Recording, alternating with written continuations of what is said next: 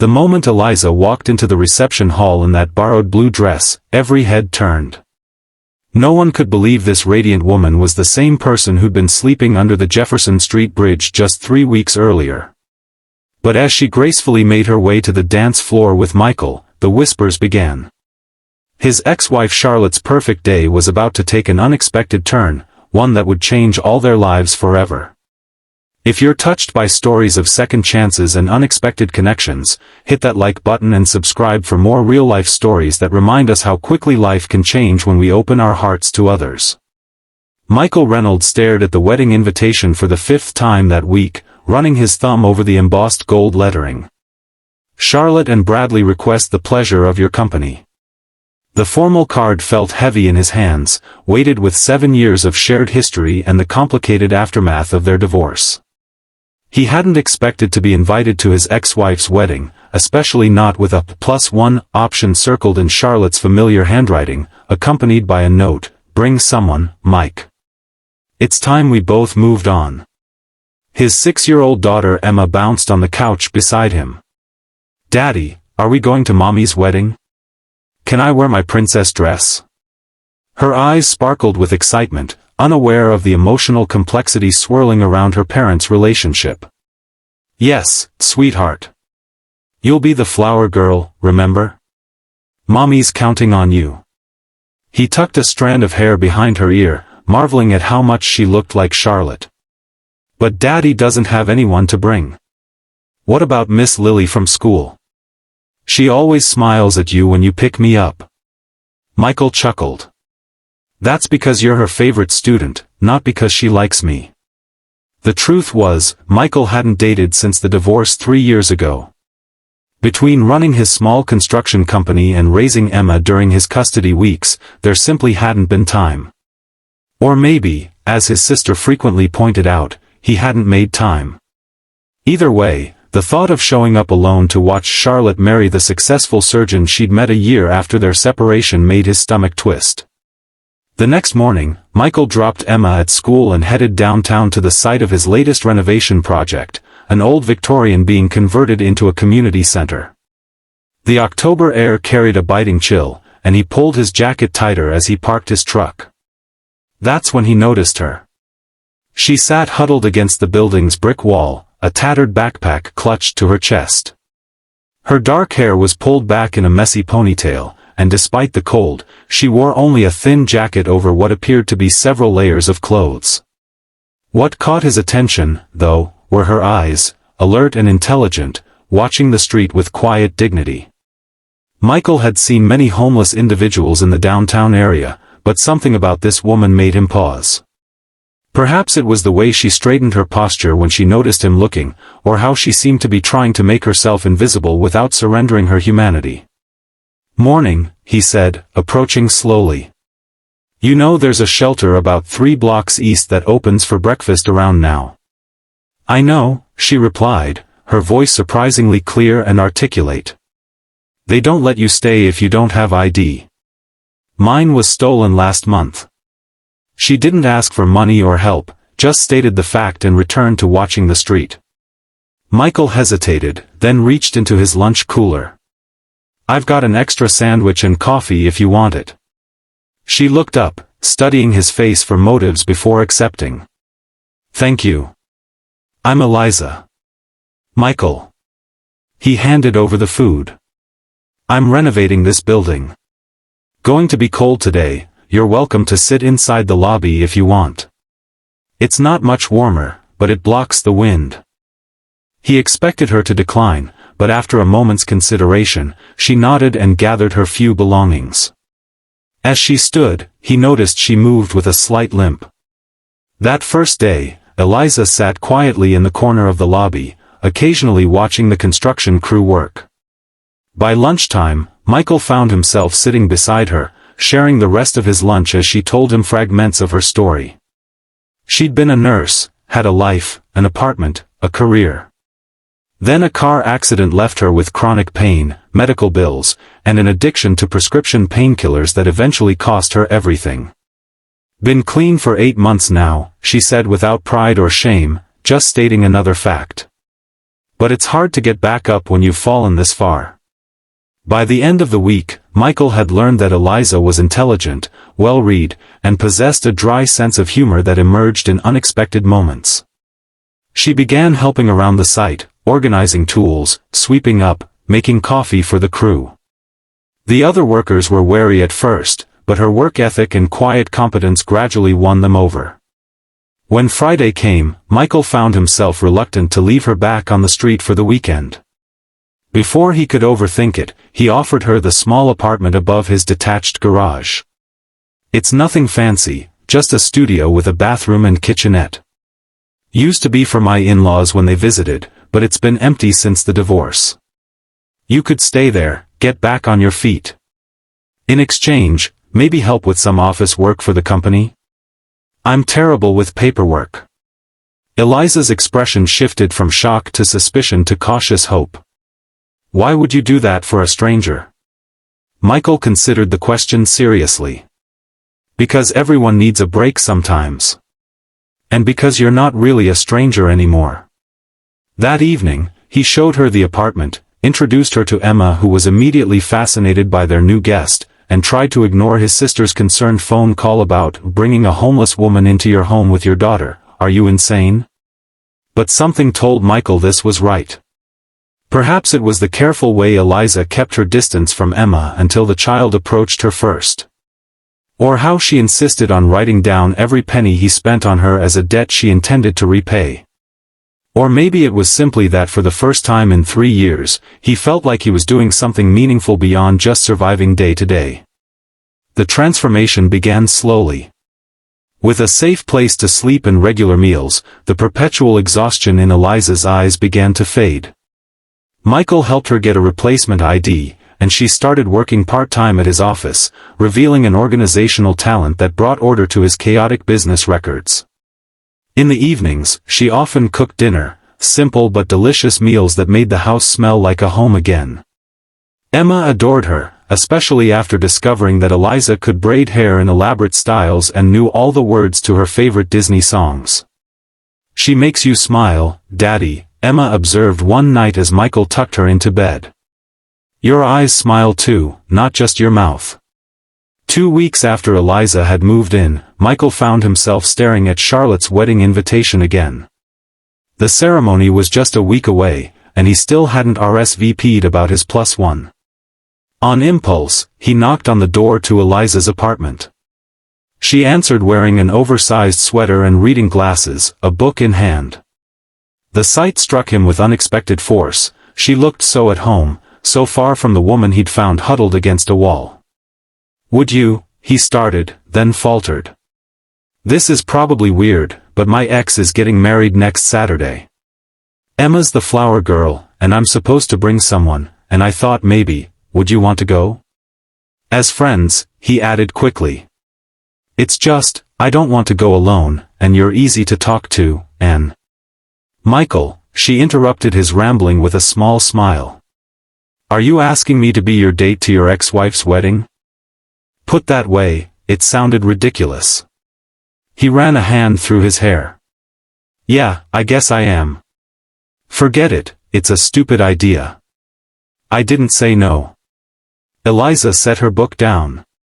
But I don't have anything to wear to a wedding. And won't it be awkward, bringing someone your ex-wife has never met? Charlotte specifically told me to bring someone. And as for something to wear. He hesitated. My sister's about your size. I'm sure she has something you could borrow. Eliza considered this, then nodded slowly. Okay. But only if your sister agrees. And I'm paying for my own haircut before then. The week passed in a blur of preparation. Michael's sister Lisa, after meeting Eliza and spending an afternoon talking with her, not only offered a dress but insisted on taking her shopping for proper shoes and accessories. If you're going to show up at Charlotte's wedding with another woman, she better look amazing, Lisa declared. It's the sister code. The morning of the wedding arrived with perfect October sunshine. Emma twirled in her flower girl dress while Michael struggled with his tie.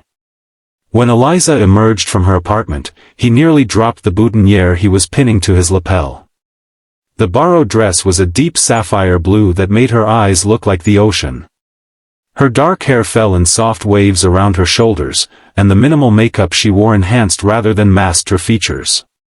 But it was the confidence in her posture that truly transformed her. She stood tall, the perpetual wariness momentarily absent from her expression. "You look." Michael searched for the right word. "Beautiful doesn't cover it." A blush colored her cheeks. "Your sister worked miracles." "Is it too much?" "It's perfect," Emma declared, running to hug Eliza's legs. "You look like a princess too." The ceremony was held in a historic church downtown, followed by a reception at an elegant hotel ballroom.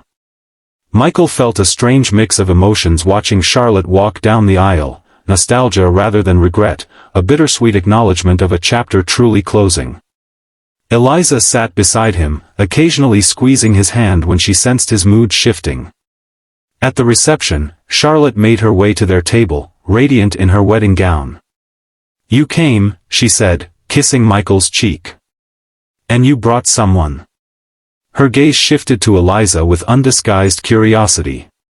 "Charlotte, this is Eliza." "Eliza, my ex-wife Charlotte." "Congratulations," Eliza said warmly, extending her hand. It was a beautiful ceremony. Charlotte studied her for a moment before smiling. "Thank you. How did you two meet?" Before Michael could formulate a sanitized version of their meeting, Eliza answered honestly. "Michael offered me shelter when I had nowhere else to go. He's been helping me rebuild my life." Charlotte's eyebrows rose, but instead of the judgment Michael expected, her expression softened. "That sounds exactly like him." She turned to Michael. "Always rescuing strays, remember that three-legged cat you insisted we adopt?" Tripod, Michael smiled at the memory. "He lived to be 19. He's a good man," Charlotte said to Eliza. "I'm glad he's found someone who sees that." Before either could correct her assumption, she was called away to greet other guests. "Sorry about that," Michael said once Charlotte had gone. "She thinks we're—" "It's okay," Eliza interrupted. "Let her think what she wants. It's her wedding day." As the evening progressed, Michael was surprised by how easily Eliza charmed everyone she met. She danced with Emma, chatted with his former in-laws, and even made Bradley's stuffy banker friends laugh. When the band played a slow song, she tugged Michael onto the dance floor. "I haven't danced in years," he protested weakly. "Neither have I," she admitted. "But I think we both remember how." As they swayed to the music, Michael became acutely aware of how perfectly she fit in his arms, how natural it felt to hold her close. The scent of her borrowed perfume mingled with something that was uniquely Eliza, and he found himself wondering what it would be like to dance with her somewhere else, under different circumstances. "Everyone's watching us," she whispered. "Let them," he replied, surprising himself with the lack of self-consciousness he felt. "You're stealing the show." She laughed softly against his shoulder. "I think the bride might object to that assessment. Charlotte's got her happy ending. She won't mind sharing a little spotlight." Later, as they prepared to leave, Charlotte caught them by the coat check. "I'm glad you came, Mike," she said, her eyes bright with champagne and happiness. "And I'm glad you brought Eliza. You look good together." "We're not," Michael began, but Charlotte waved away his protest. "Whatever you are or aren't, I haven't seen you look this alive in years." She turned to Eliza. "Take care of him and Emma. They deserve someone special." On the drive home, with Emma asleep in the back seat, a comfortable silence filled the car. Finally, Eliza spoke. "Your ex-wife is very gracious." "Charlotte's always been good at seeing the best in situations," Michael agreed. "It's one of her better qualities. She still cares about you. As a friend, maybe. We were better at that than being married." He glanced at Eliza's profile, illuminated by passing streetlights. Thank you for coming tonight. You made it easier. Better. I should be thanking you, she replied softly. For everything. When they arrived home, Michael carried Emma to bed while Eliza made tea. They sat at the kitchen table afterward, neither quite ready for the evening to end. What happens now? Eliza asked, cradling her mug between her hands. What do you mean? With us. With this arrangement. I've been here almost 3 weeks. The original plan was for me to get back on my feet, but... She met his gaze directly. But I'm starting to want things I probably shouldn't. The honesty in her voice made his heart race. Like what? Like belonging here. With you and Emma. Like being more than your charity project or your fake date. Michael reached across the table to take her hand. You were never a charity project, Eliza. And tonight wasn't fake for me. It wasn't fake for me either, she admitted. That's what scares me. I don't have anything to offer you. My life is still a mess. So is mine, he said with a small laugh. I'm a divorced single dad running a business I barely keep afloat, living in a house with too many memories. But when you're here, everything feels possible again. Eliza's eyes glistened with unshed tears. I don't want to disappoint you. Or Emma. You won't, he said with certainty. Whatever happens between us, however slow we need to take this, I trust you. I trust what I feel when I'm with you. She squeezed his hand. I used to think my life was over. That I'd lost my chance at happiness when I lost everything else. But maybe losing everything just cleared space for something new, Michael finished for her. Something unexpected. 6 months later, Charlotte received a handwritten invitation in the mail. Michael and Eliza request the pleasure of your company at a celebration of new beginnings, it read. No gifts, please, your presence is all we ask. The gathering was small, just family and close friends in Michael's backyard, now transformed with fairy lights and flowers. Eliza wore a simple white dress, her hair adorned with wildflowers that Emma had helped arrange. Michael couldn't stop smiling as they exchanged vows they'd written themselves. I was lost when you found me, Eliza said, her voice steady despite the tears in her eyes. Not just without a home, but without hope. You didn't just give me shelter, you gave me the courage to believe in second chances. You think I rescued you, Michael replied, but the truth is, you rescued us. You showed me that endings are just the start of new stories. That family isn't just what you're born into, but what you build together, one day at a time. At the reception, Charlotte found Eliza arranging a plate of food for Emma. You did steal the show after all, she said with a genuine smile. Eliza laughed. I never meant to. The best things in life are usually unplanned. Charlotte hugged her impulsively. Thank you for making them happy. For being what they needed.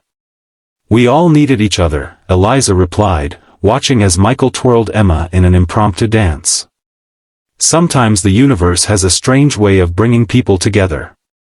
As the evening wound down, Michael found Eliza sitting on the porch swing, watching the stars appear one by one in the darkening sky. Any regrets? He asked, settling beside her. She leaned her head against his shoulder. Only that it took me so long to find my way here. You're here now, he said, wrapping his arm around her. That's all that matters. From inside came the sound of Emma's laughter as she showed Charlotte's new baby how to clap his hands. The simple joy of the moment washed over them both, a family pieced together from broken parts, stronger at the seams where they'd been mended. Home isn't a place, Eliza murmured, echoing the words from their vows. It's where you're seen for who you truly are.